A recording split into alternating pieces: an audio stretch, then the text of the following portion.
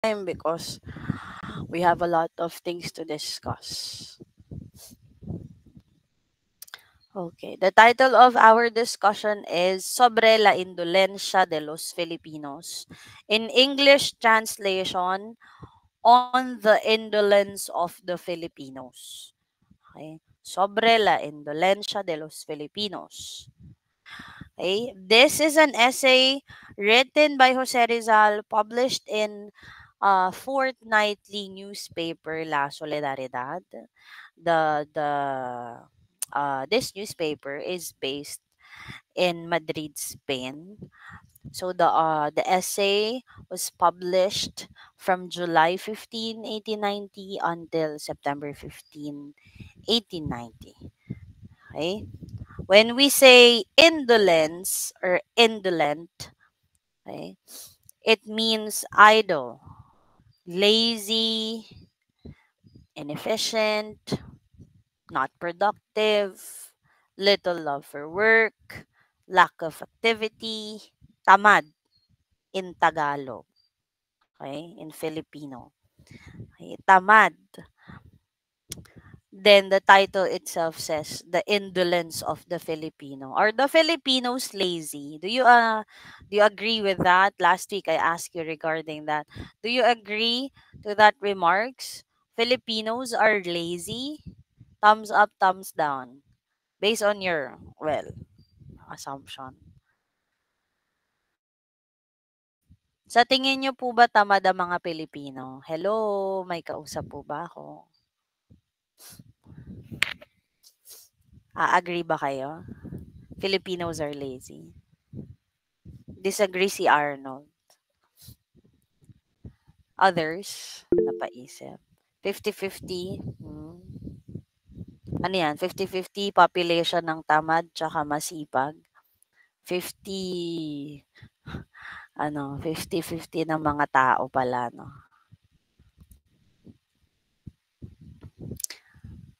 Yung manyana habit nila yung pangit. Manyana habit is yung mamayana. Like, you delay things, no? You can do it later on. Parang ganon. Manyana habit. Mm. Nila, the pronoun use is nila. Sino kaya 'yon? Yung manyana habit nila yung pangit. Anyway, are the Filipinos really lazy? Sabi 'di ba? Sorry but the Philippines has the title of Bayan ni Juan, 'di ba? Bayan ni Juan. Juan is who? Juan Tamad? Ganon. Because of Juan Tamad? Kaya ba siya tinawag na Bayan ni Juan? Is that it? Okay. So, sobre la indolencia de los Filipinos or on the indolence of the Filipinos, more popularly known, the indolence of the Filipinos is an exploratory essay written by the Philippine national hero Jose Rizal.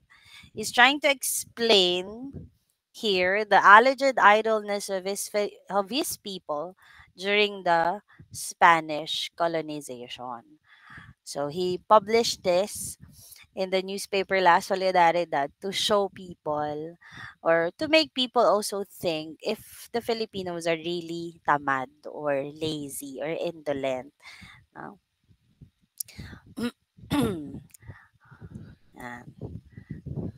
So the indolence of the Filipinos is a study of the causes. Okay, why the Filipino or the people did not, as was said, work hard during the Spanish regime. Is there any reason why we are being called indolent? Okay, so Rizal explained that in his essay. Rizal pointed out that long before the coming of the Spaniards, pre-colonial, pre-Spanish era, no, the Filipinos were actually industrious and hardworking.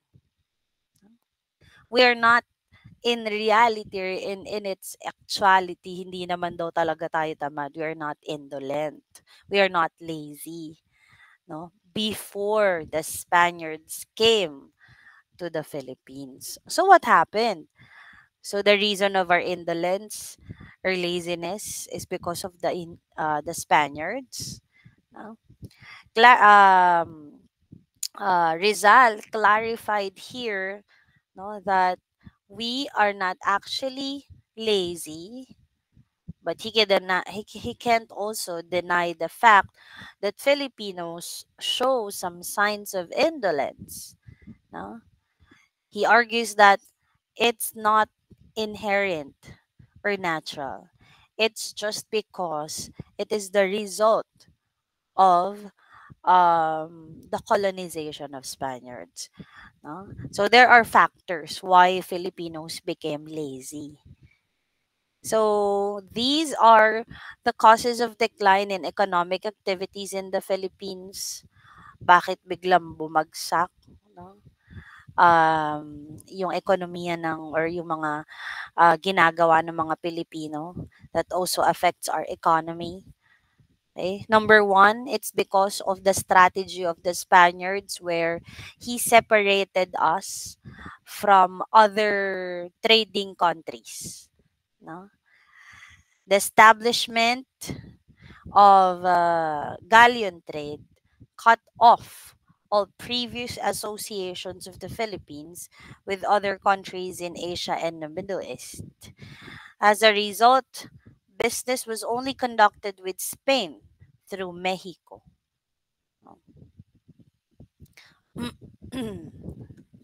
That is what we call galleon trade.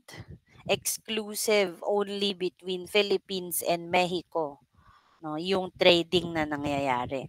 Because of this, the small businesses and handicraft industries that flourished during the pre-Spanish period gradually disappeared. There are other countries that we used to make our business with or trade, our products, but because of the Spaniards, because of their insecurity with other countries or colonizing countries, they tried to separate us from those countries and made the idea or the galleon trade, no, only Philippines and Mexico. No? So bumagsak yung ekonomiya dahil doon, or yung syempre yung mga dami ng iti-trade natin sa ibang mga bansa, limitado na lang. It's just limited with Mexico. So number two, Spain also extinguished the natives' love of work because of the implementation of forced labor. There are war, no, in different part of the Philippines, no, or may mga digmaan yan dyan, may mga awayan, or sa ibang mga bansa, no, countries like in Europe, because of the wars between Spain and other countries in Europe, as well as the Muslims in Mindanao, no, they are more focused now in building yung mga gagamitin nila sa mga gera, no, their equipments in um, fighting different kind of wars. The Filipinos were compelled to work in shipyards, no, work in roads and other public works, abandoning agriculture industry and commerce. No? Instead, giving their time to their rice fields, no, to their family, or to their business. They don't have time anymore because of the forced labor. No? We have what we call the Polo y Servicio, wherein all men aged 16 to 60 years old must render their service to the government. And they will use those people in doing this kind of work. No? Roads, um, shipyards, and so on. Building this, doing that for the coming war, and so on. Okay? So, nahahati yung kanilang oras o kaya naman, hindi na nila magawa yung pagsasaka nila. No, they can't do their job in the rice field anymore or give time to their family anymore. Number three, Spain did not protect the people against foreign invaders and pirates. Okay? They don't care about us, Filipinos. Okay? They just invade us, colonized us, but if something bad happened to us, they don't care. They don't protect us.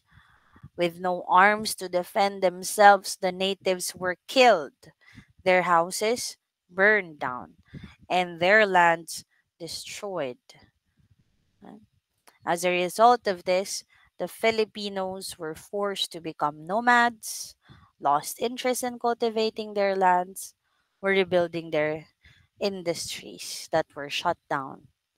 Of course, bakit ko pa tatrabahuin yan? Why should I care building and cultivating my land if there will be pirates and invaders again that will burn down our land and destroy it again and again? Sayang lang effort. Di, wag na lang magbungkal ng lupa. Huh? Care not to rebuild their industries and simply became submissive to the mercy of God. Awa na lang ng Diyos. Ganon. Diba? Hindi naman kasi tayo pinagtatanggol din ng mga Kastila. They don't protect us from bandits and criminals or pirates or people who are trying to steal from us. Number four, there was a crooked system of education if it was to be considered an education. There was an education, but they said that what they learn from schools are just repetitive prayers, and it has nothing to do with practical. They cannot use it to develop or to prosper their career or skills or business or industries. No, they cannot use those things to lead the country to progress. Repetitive prayers, serve the church, serve the priest, the friars. What can they do with that? There were no courses in agriculture, industry, etc., which were badly needed by the Philippines during those times. Mayaman ang lupa natin, and we have to know how to cultivate the land. But this education don't actually offer any courses in developing our land. Well, can you follow dash 3? Number 5, the Spanish rulers were a bad example to despise manual labor. Ito, makaka-relate tayo dito. We can relate to this.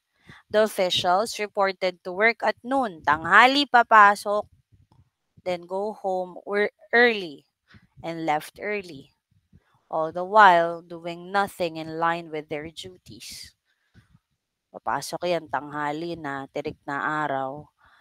Mauuna pang umuwi yan sa'yo. No? And what did they accomplish in their work? Nothing. Not even related. No? Nag-makeup lang. Nag-curl ng buhok. Ganon. The women were seen constantly followed by their servants who dressed them and fanned them. Puro paypay dito, paypay doon. Okay? Personal things which they ought to have done for themselves, not in their workplace. Bakit dito ka sa trabaho nagko-cutics? No? Dapat ginagawa mo yun sa bahay mo, hindi sa work. their bosses or the officials themselves are not a good example in showing yung mga uh, etiquette kumbaga sa work, no? And this we can relate until now in the present time. Number 6, gambling. Okay? Gambling was established and widely propagated during those times. Remember, Rizal has to write a letter to the Filipinos in Spain, 'di ba? Because they got addicted with gambling, and Rizal reminded them, ano, this is not your purpose why you're in Spain. So, pagpasok ng mga Kastila, when the Spaniards came to the Philippines, they influenced us a lot about gambling. Almost every day, there were cockfights, and during feast days, the government officials and friars were the first to engage in all sorts of bets and gambles. Kung sino pa yung mga may posisyon, sila pa yung mga sugarol. No? Sila pa yung pakana, sila pa yung utak niyan. No? Parang in a simple and harmless way of gambling is scatter. O, scatter dito, scatter dyan. Nanalo ka naman eh. Ganyan. Diba? Parang okay lang. Pero it's addicting and it's making you, tag dito, umaasa ka na lang doon. May mga kakilala ako, ang dami na ng utang. Huh? A lot of debt. Just because of gambling. Number 7, there was a crooked system of religion. This is another reason why Filipinos are lazy, no? Or idle. Why? Because the friars taught the native Filipinos or naive Filipinos that it was easier for a poor man to enter heaven. So, they preferred not to work and remain poor so that they could easily enter heaven after they died. Remember, it's in the Bible, right? That it is easier for a camel, no, to enter yung hole dun sa pin or sa karayom than a rich man. Bakit? Because a rich man, they have a lot of baggages, a lot of properties they cannot let go. So, what the friars taught the Filipinos, it is easier for a poor man to enter heaven. Poor man specifically. So, what they did, let's not work. No, let us not work and remain poor so we can go to heaven after we die. It's easier naman pala for a poor man to enter heaven. I want to go to heaven, so I don't want to be productive in this world. At least nasa heaven ako. Diba? Lastly, the taxes were extremely high. So much so that a huge portion of what they earn went to government or to the friars. For example, my salary, no, will go to government tax, to church. No? What else? Ano pang natira sa akin? What else left to me is what? Just to feed my family? Is that enough? No? Ba't pa ako magtatrabaho? Wala naman napupuntahan yung pera ko kundi buwis. Why should I care to work if my salary would actually half my salary will go to taxes? When the object of their labor was removed and they were exploited, they were reduced to inaction. There are different reasons why Filipinos became unproductive, became idle, that affects our economic activities. No? Forced labor, abuse, no? lack of education, crooked education, religious teachings, crooked religious teachings, no? Lack of opportunities, mga polisiya nila, their taxation, their control, no? Sabi pa ni Rizal, he also added to that. Rizal admitted that the Filipinos did not work so hard because they were wise enough to adjust themselves to the warm tropical climate. An hour's work under the burning sun in the midst of pernicious influences springing from the nature and activity is equal a day's labor in a temperate climate. Uh, Parang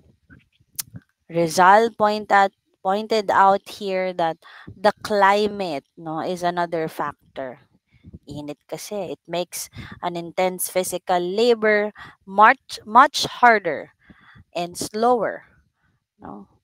More measured pace of life is natural. It's not laziness. No.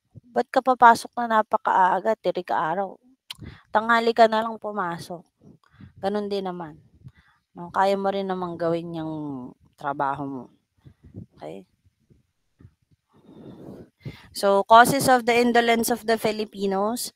This area I will not discuss anymore because this is just the same what I discussed earlier, the causes of economic activities. It's just more of shortened version.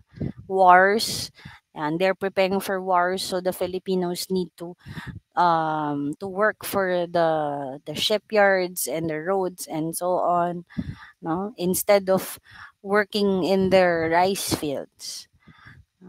Pirate attacks, so I already mentioned that earlier, no.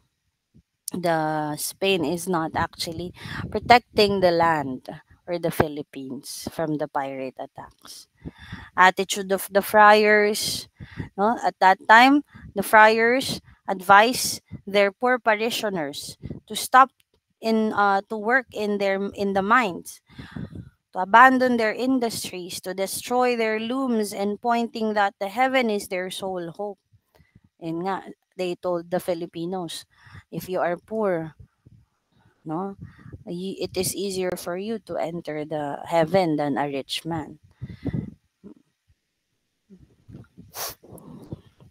Lessening encouragement to labor, miserly return for one's labor, wherein there is abuse, no, reduced many to slavery, and because of selfishness, greedy, mean encomenderos who reduced many to slavery, compelled Filipinos to work for their benefit, and they forced them to sell their products at an insignificant price or for nothing, or cheated them with false measures. Okay? They are forced to sell their produce or their products to the government, getting nothing in return. Treated them like slaves. Gambling. The word sugal, it's from Spanish word jugar. It means to gamble. And yung balasa, it's from Spanish word barajar. No? Parang, oy, it's harmless naman eh. Unggoy-unggoyan lang yan. 1, 2, 3, mga ganon. It's all a card game.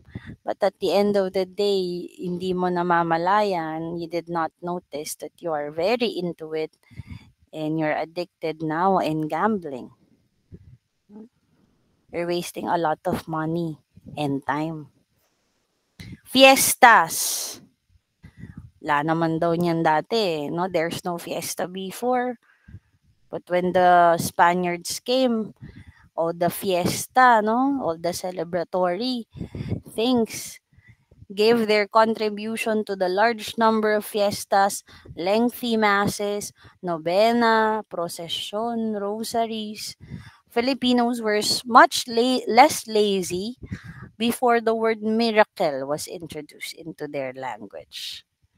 Di naman daw tamad ang mga Filipinos before nung nung na-introduce na lang ang salitang miracle. Kasi the Filipinos just depended on the word miracle. No? Wait ka na lang, hintay ka na lang sa milagro ng Diyos. So, wala ka nang gagawin. You don't do anything. Curtailment of individual liberty, they cut off the freedom, no? The rights, apathy of the government, no encouragement or help pertaining to commerce or agriculture.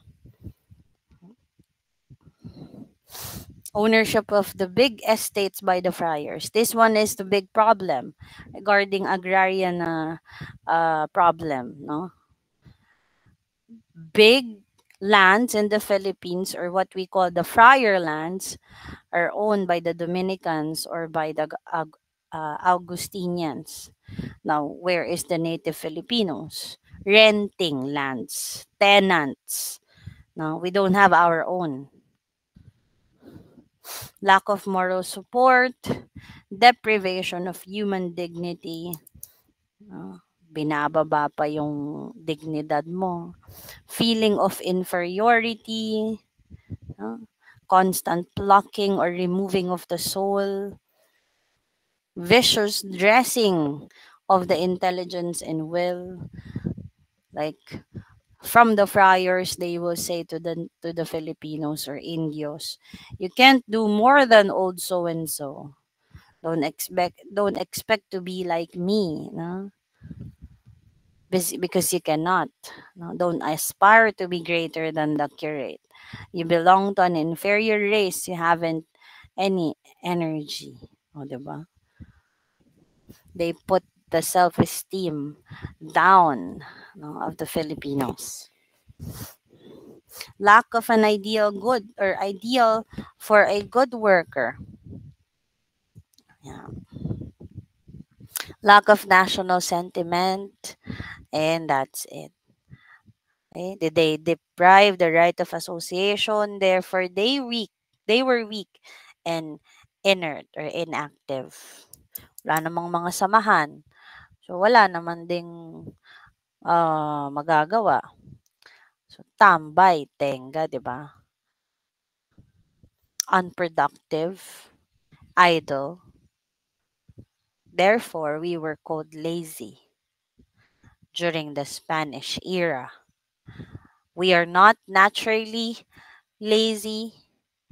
Okay? Rizal argue that, no, that we were so-called indolence. It is because or as the result of what the Spaniards did to us. No? There's a need to education, but what education gives to us? No? Not practical. What we need is proper education, fair and equal policies, freedom of thought, association, or expression, and different economic reform that could bring improvement in the life of the Filipinos. Diba? Didn't you observe Filipinos are sometimes lacking or giving their not their full effort or 100% in their work. Why? In the Philippines. Why? Because we are not compensated well.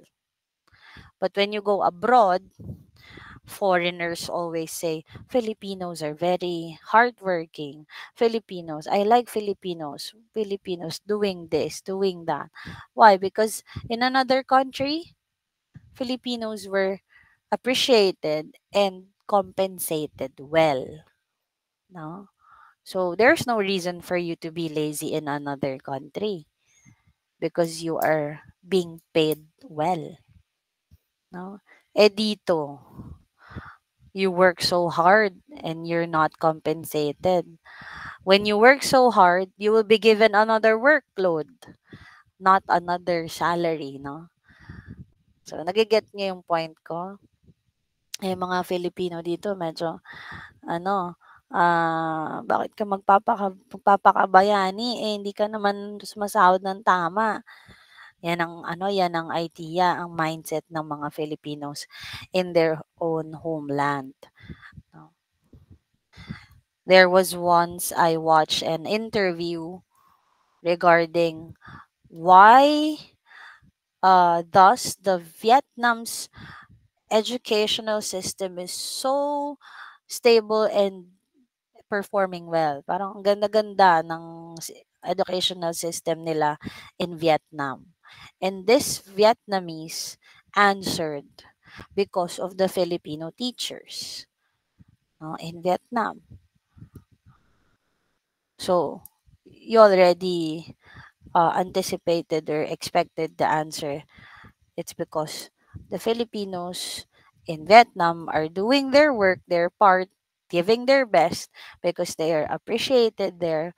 The work-life balance is there, no, compensated there, no, being considered.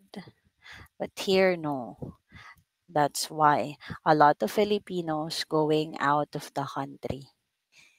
They chose to be part or to be separated from their families, no, just because of the compensation they get. So therefore, we're not lazy. Maybe we're just not compensated well, or we are not just appreciated, no? Or the needs of the Filipinos, yan, hindi talaga naa-address. Underpaid na nga, ang dami pang pinapatrabaho. Exactly. Sabi nga, eh, hindi ka puwedeng maging bibo sa trabaho mo, 'di ba? Someone told me, "Oh, dapat hindi ka masyadong bibo sa work kasi daw, in another institutions or another organizations, when you work, well, they will give you another work." Ang galing mo pala, you can do this pala or do that." Ah, is there another compensation, additional? No. Ah, thank you daw, TY, underpaid, but a lot of work. Sabi nga baka maging tagapagmana ka na ng eskwelahan 'no, sobrang dami mong tinatrabaho. Okay, that's the first part of our discussion. Did you somehow follow with our discussion po? So now, will you agree to Rizal that Filipinos are not really lazy? No, there are factors, there are reasons why. Hindi naman pala talaga tayo mas matamad, no? Natural daw 'yun na ano, actually there was once, no, in the study of Rizal, he read about this Chinese chronicle, the early Filipinos before the Spaniards came. No, the Chinese chronicler said that people from Luzon are industrious and hardworking. So I'm not biased, being biased with other part of Philippines, ha, pero he particularly mentioned that Filipinos from Luzon are hardworking, no? Dami rin kasing rice fields or palayan sa ano, no, norte or in Luzon. Ayan. Now, let's move on to our next lesson or topic, El Filibusterismo and the Philippines as century hence. Yeah. So last week we had our review of the Noli Me Tangere for some, uh, because we had a course naman na before regarding Noli Me Tangere. No? But I guess for Mr. Ye, he's not familiar with El Filibusterismo. So still, I will introduce this to you. No? Again, just like what I did last time, no, there are plot summary and the characters of uh, this second part of the novel are just the same. It's just that may ilang pagbabago lang. For example, Crisostomo Ibarra is not Crisostomo Ibarra anymore. No? So, let's see. El filibusterismo, Spanish for the filibustering, also known by its English alternate title, The Reign of Greed, is the second novel, the sequel of Noli Me Tangere, written by Jose Rizal. Uh, It was first published in 1891 in Ghent, Belgium.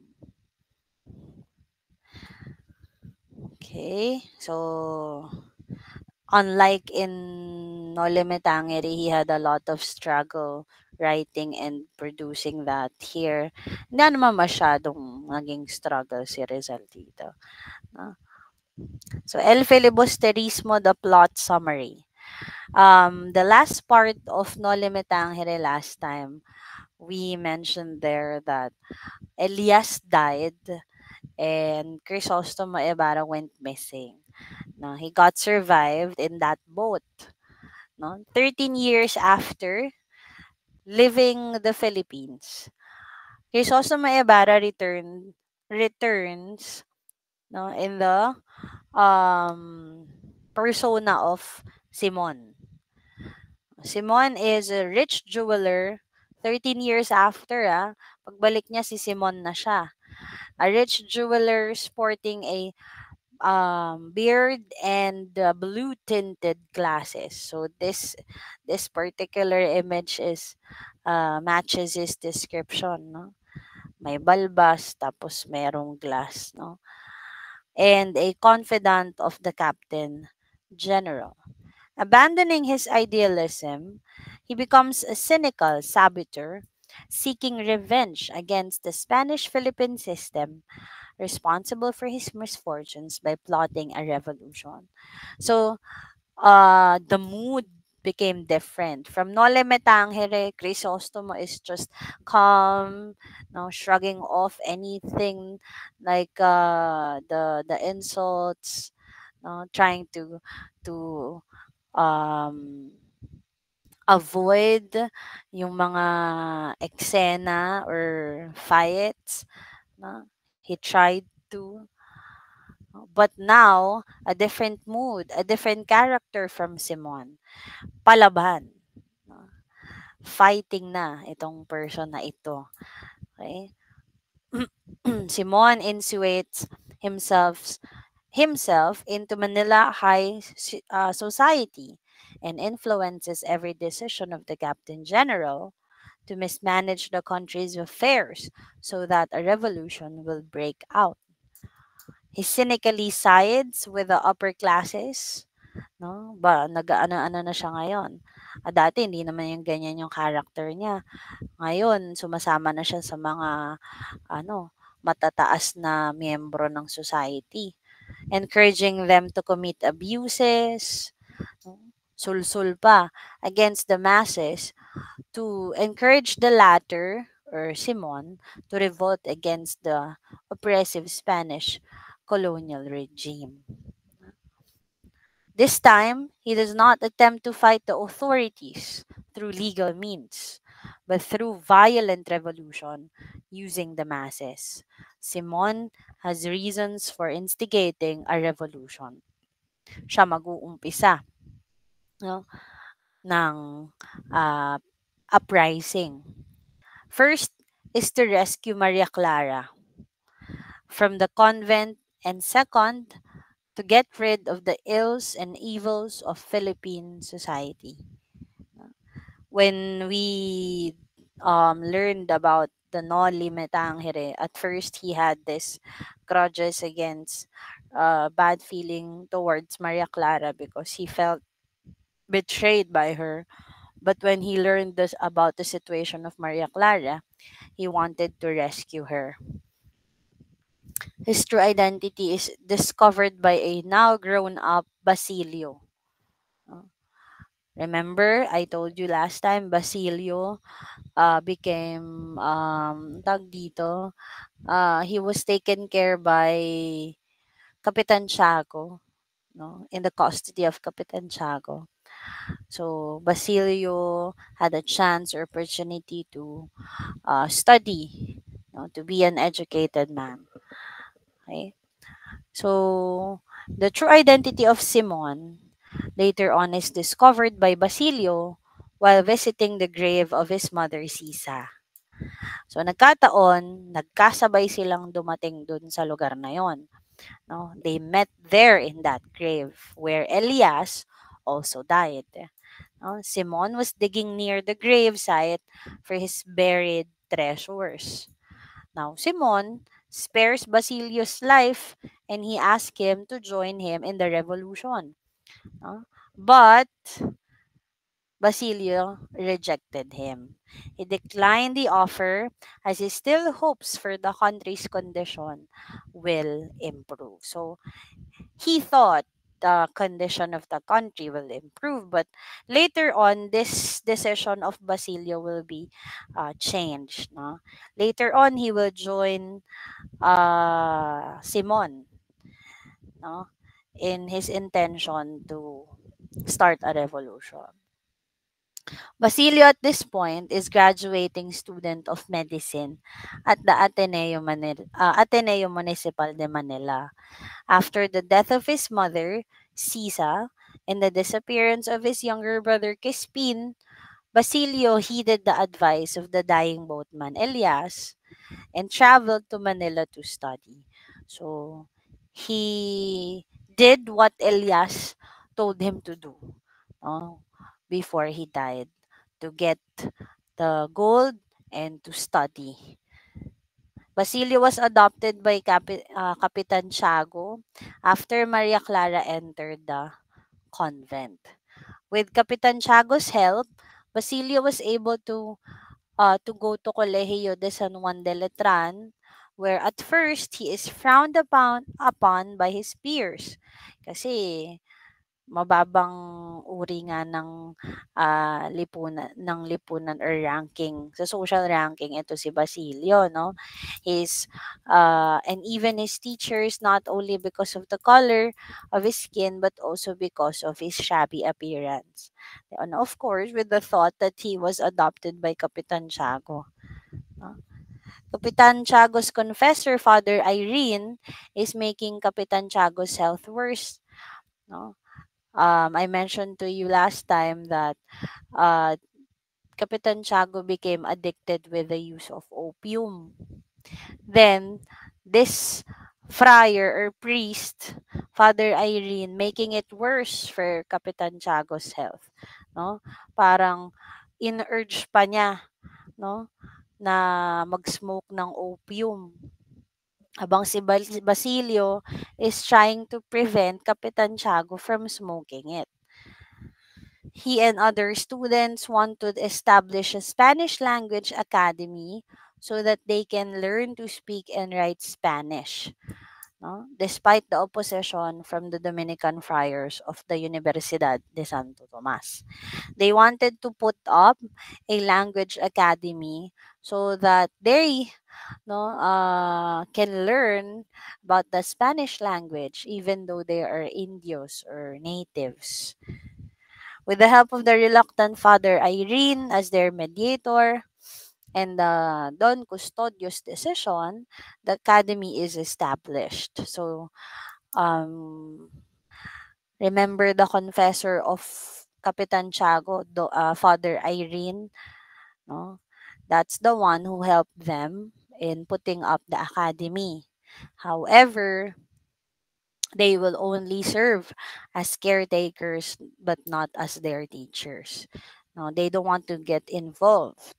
No? So we will assist you, but we will not teach in that academy. Dejected and defeated, they hold a mock celebration at a pansiteria while a spy for the friars witnesses the proceedings. No? Maybe they celebrated early, no, because of uh, the establishment of the academy. They did not know that these church people or laymen, the friars, has a bad plan, no, evil plan towards these students. No. Simon, for his part, keeps in close contact with a bandit group of Cabezang Tales, a former cabeza de barangay who suffered misfortunes at the hands of the friars. Kasi nga, si Simon,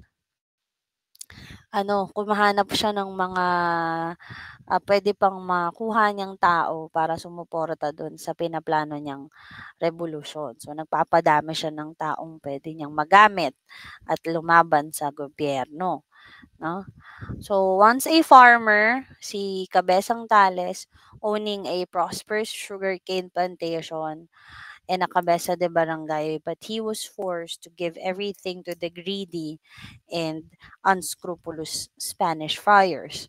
So, with this kind of background of Cabezang Tales, Simon will take advantage of his experience or bad experience from Spanish friars, and he will use it to start the revolution.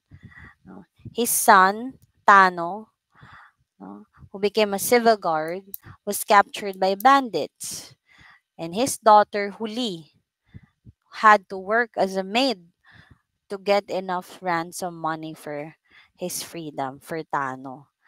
And his father, Cabezang Tales' father, Tandang Celo, suffered a stroke and became mute.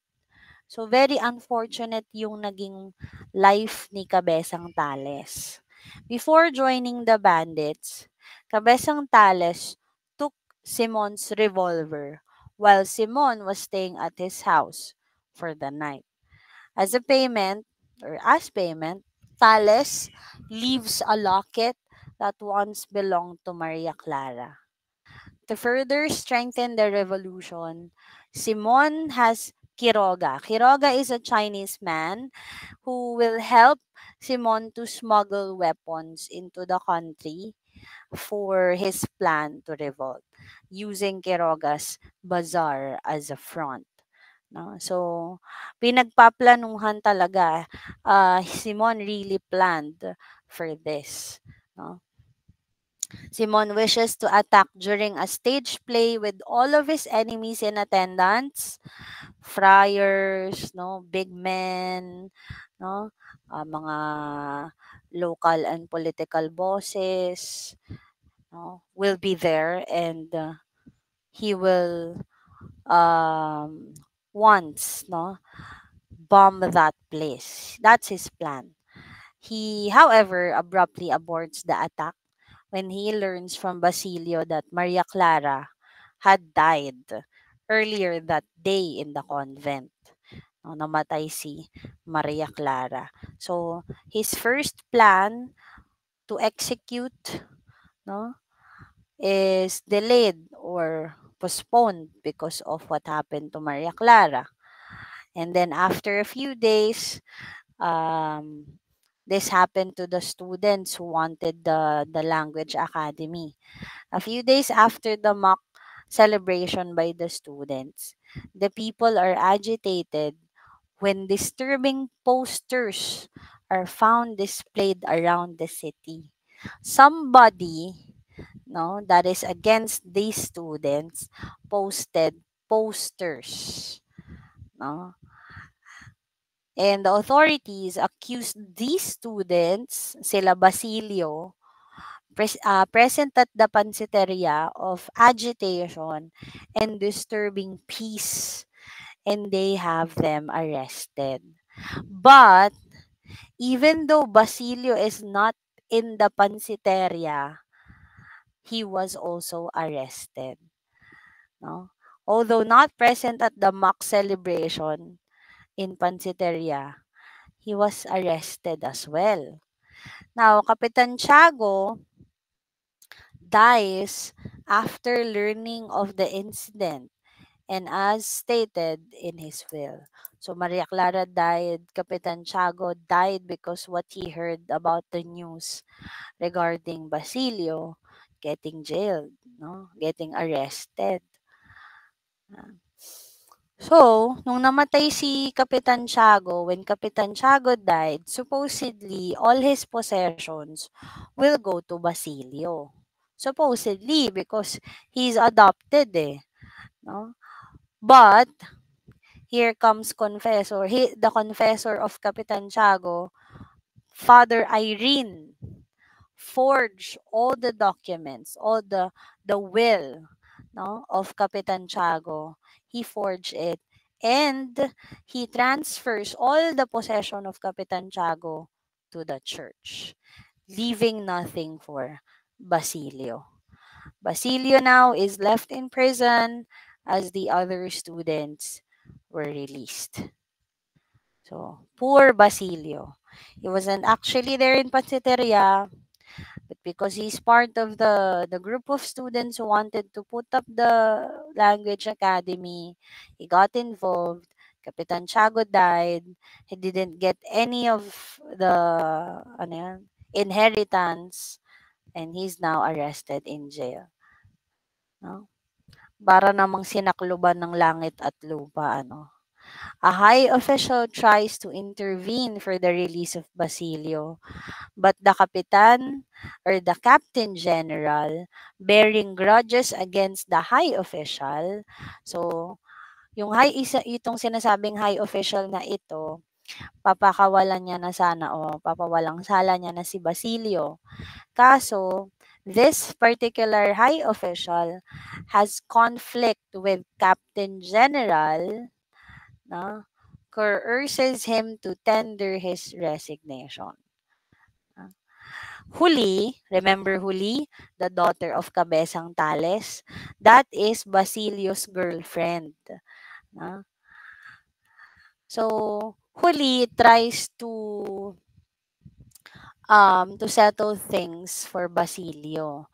She tries to ask Father Camora's help upon the advice of an elder woman.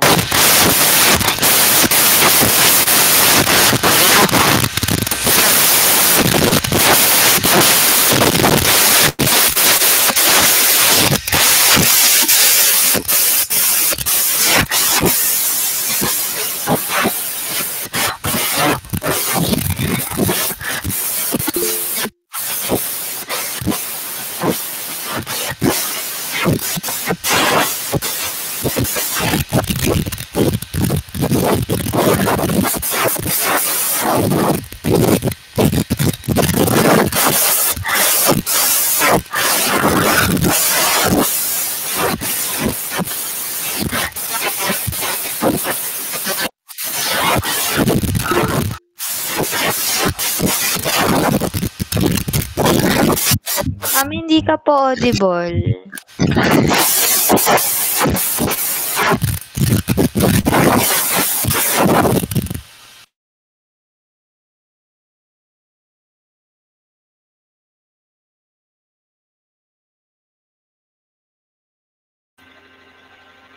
Ayan. How's my audio now? Okay na, ma'am. Parang bagyo kanina. Parang bagyo kanina. Sorry. RIP sa naka-earphones. Sobrang tagal ba? Sobrang tagal? Or saglit lang? Saglit lang ata. Okay, thank you. Sensya na Arnold, nabagyo ka ha. Ayan. So, which part? Okay, anyway, going back. So, Father Camora, instead of helping this young girl Huli for the freedom of Basilio, he took advantage of Huli. The priest tries to rape her as he has long hidden desires for this girl. Siyempre, sabi ko nga, ayaw natin, kahit sino naman, ayaw mangyari sa kanila yon ang mali. No? So, Huli, rather than submit to the will of the friar, what she did, she jumps over the balcony to her death. No? Namatay po si Huli dahil ayaw nga niya at yun yung defense niya. para hindi siya gahasain ni Padre Camora. So Basilio is soon released from the prison with the help of Simon. Basilio, now a changed man, after hearing about Juli's suicide. So when he heard about his girlfriend's death, nagkaroon siya ng pagkakaiba ng utak. At first, he did not want to join Simon, and now he wanted to join Simon in his plan of revolution. Because maybe with his grudges against these friars, especially Padre Camora. Simon then tells Basilio his plan at the wedding of Paulita Gomez and Juanito. This is Simon's second attempt, no? So, there will be a wedding of Paulita Gomez and Juanito, Basilio's hunchback classmate. No? His plan was to conceal an explosive inside a pomegranate-styled kerosene lamp that Simon will give it to the newlyweds as a gift during the wedding reception. Okay, that's his plan. Now, the reception will take place at the former home of the late Capitan Tiago, which was now filled with explosives planted by Simon. According to Simon, the lamp will stay lighted for only 20 minutes before it flickers. No? Now, kapag nag-flicker na yung lamp, someone will attempt to turn the wick. If someone will attempt to turn the wick, it will explode and kill everyone in that reception. Important members of the civil society, the church hierarchy, priests, friars will be inside that house, will also be a victim of that explosion. Basilio suddenly has a change of heart and attempts to warn Isagani. Medyo, ano bang tawag kay Basilio? Pabago-bago ang kanyang isip. No? Sabi niya, hindi niya sasamahan si Simon. At first, he don't want to join the revolution. Then to what happened to Juli, he suddenly wants to join the revolution. Then when he heard about the plan of Simon, again, he suddenly had a change of heart. So what he did, he attempted to warn Isagani. Who is Isagani? Sino naman si Isagani? Isagani is his friend and ex-boyfriend of Paulita Gomez. No? Ex-boyfriend netong ikakasal. Okay? Now, Simon leaves the reception early as planned and leaves a note behind. Oh, ito na. So, nag-iwan na siya nung regalo niya, tapos meron na siyang iniwan na note. Tapos, hindi nakalagay doon Simon. No? Ang nakalagay po doon, Juan Crisostomo Ibarra. Juan Crisostomo Ibarra. It's not Simon. Ibig sabihin, that shows their identity is just one. So, ang nakalagay sa note, Mene Tekel Pares. Mene Tekel Pares. So, ang ibig sabihin yan parang tapos na eh. Ganun. Your time is up. And you will be judged. And your kingdom will fall. Something like that. Mene Tekel Pares. So initially, when they saw the note with Ibarra and his name on it, They took it as a joke, but a bad joke. Padre Salvi recognizes the handwriting and confirms that it was indeed Ibarra's note. As people begin to panic, the lamp flickers. So, nangyari nga yung plano ni Ibarra. Ibarra's plan, or Simon's plan, really happened. The lamp started to flicker, and Father Irene tries to turn the wick up when Isagani umentra sa eksena. He took the lamp due to his undying love for Paulita Gomez, burst into the room and throws the lamp into the river, sabotaging Simon's plan. Ayan, kasi hindi tuloy nangyari ang plano ni Simon. Okay. He escapes from diving into the river as guards chase after him. Kasi Isagani, hinabol siya. Ay, syempre, akala siya yung kasi siya yung kumuha ng lamp, siya yung nagtapon, tapos yung sumabog, kita-kita nila. He later regrets his impulsive action. Ang gulo ng mga taong to. Isagani suddenly had this in mind. He regrets his impulsive action because he had contradicted his own belief that he loved his nation more than Paulita, and that the explosion and revolution could have fulfilled his ideals for Filipino society. Wala na, too late na. Now Simon, now unmasked as the perpetrator of the attempted arson and failed revolution, becomes a fugitive.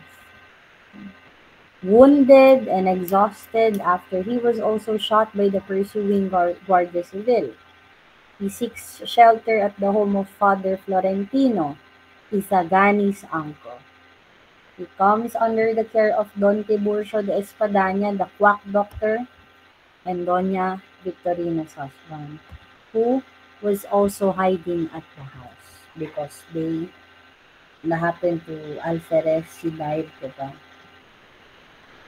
Alferez to Linares. Simon takes poison in order for him not to be captured alive. He had shots, pero ang kinamatay niya yung laso na ininom niya. The reason of his death is the poison that he took.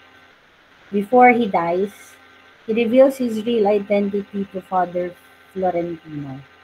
While they exchanged thoughts about the failure of his revolution and why God forsook him, Florentino opines that God did not forsake him and that his plans were not for the greater good but for the personal gain. So, pinangaralan pa siya ni Florentino habang malapit na siyang mamatay. Simon, finally accepting Florentino's explanation, he squeezes his hand and dies in the hand of Father Florentino. Then, in the arms pala, nakasabihin si Father Florentino ang pumatay. Florentino then takes Simon's remaining jewels and he throws them into the Pacific Ocean with the corals, hoping that they would not be used by the greedy, and that when the time came that it would be used for the greater good, at least hindi mga sakim ang nakakakuha ng mga alahas ni Simon. And that, ang sabi dyan, when the nation would be finally deserving liberty for themselves, and the sea would reveal the treasure. And somebody who needed it more, saka lang makakuha yung treasure ni Simon. So that's how the El Filibusterismo ended. No? Failed to execute the revolution. Because of the changing hearts or mind of Basilio and suddenly Isagani. Okay? So, the characters of the El Filibusterismo, almost the same. So, daanan na lang natin. We have Simon, also Basilio. Isagani is the poet and Basilio's friend, portrayed as emotional and reactive, ex-boyfriend actually ni Paulita Gomez yan. Cabezang Tales, Don Custodio, the journalist, the famous journalist who was asked by the students about his decision for the Academia de Castellano. Academia de Castellano is the one we are pertaining about the language academy. Paulita Gomez is the girlfriend of Isagani, the niece of Doña Victorina. Juanito Pelaez, yun yung mapapangasama. Makaraeg, one of Isagani's classmates, rich students, no? Kasama din nilang may tatag ang Academia de Castellano. Father Florentino, Isagani's godfather, and a secular priest. We have Huli, the girlfriend of Basilio who died. Juanito Pelaez, Doña Victorina, Father Camora, the parish priest of Chani. Chani is yung bayan ng Chani. Ben Zaid is the pseudonym of Abraham Ibanez. He is a journalist who believes that he is the only one thinking in the Philippines. Wow. Placido Penitente is a student of the University of Santo Tomas who was very intelligent and wise but did not want to pursue his studies. It's just because of his mother's food. Hermana Penchang, Sagpang's rich pusakal or gambler. Don Tiburcio, of course, the quack doctor.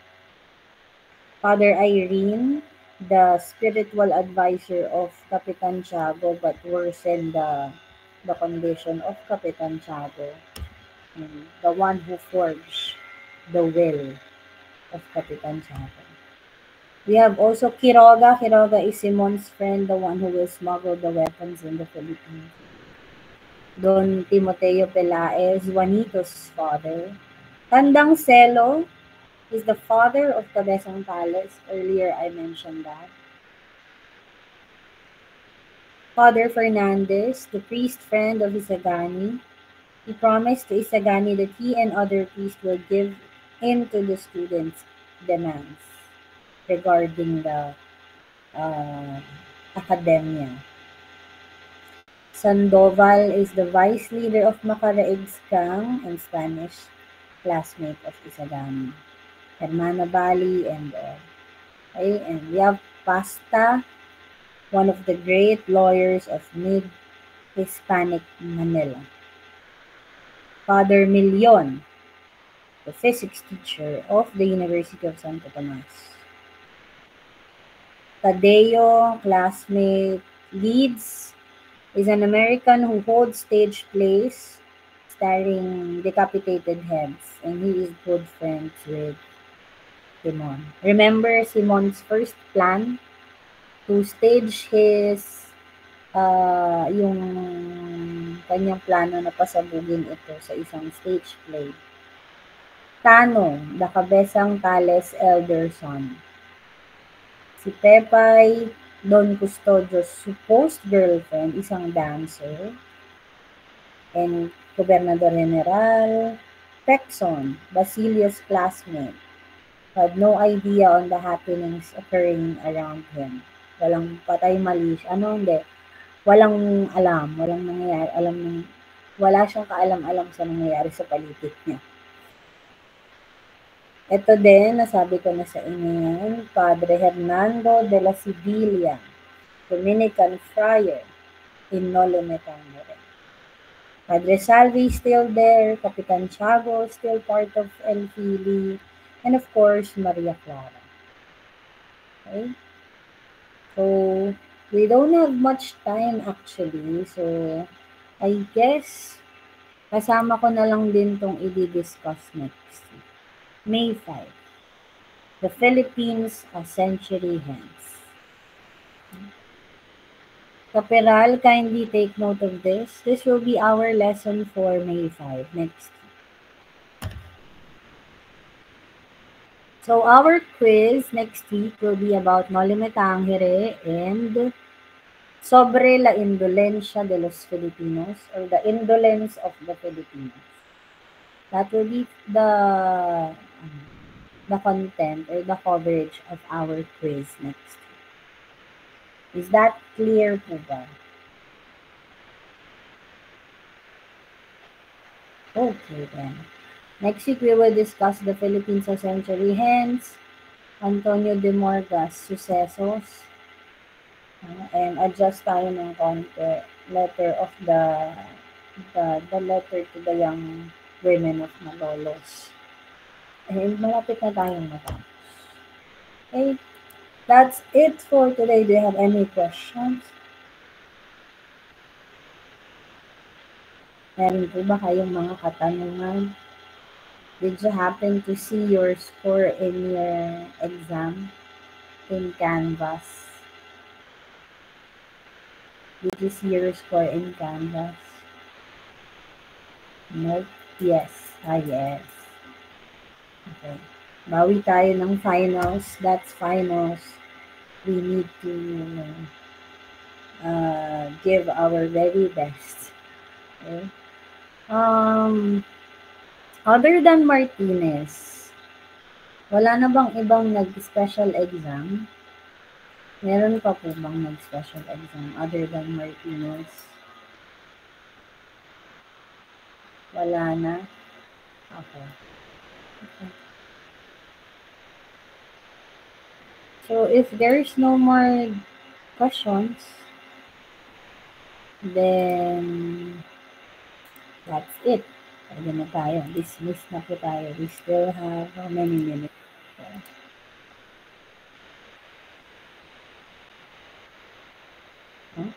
Wala naman. New set of questions kasi yung sa'yo, Martinez. I already talked to the exam officer. New set of questions yung tinake mo. That's all. We'll see na lang what can we do for that. Ma'am, bale ano po, yung sa amin lang po talaga yung may correction po sa Yung sa special. special exam. Nagulat po kasi ako nung minessage mo po ako na pinababalik ako, pina-ignore po talaga sa amin.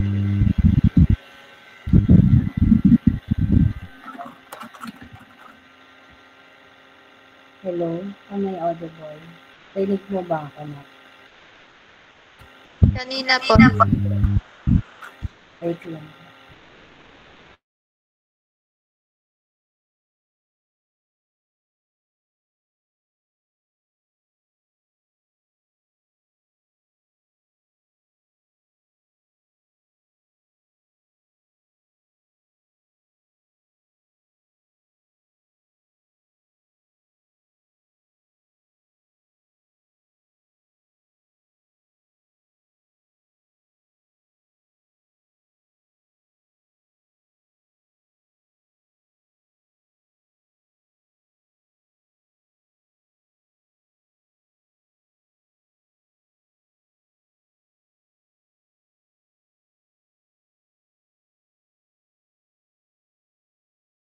Ayan, narinig po ako. Audible.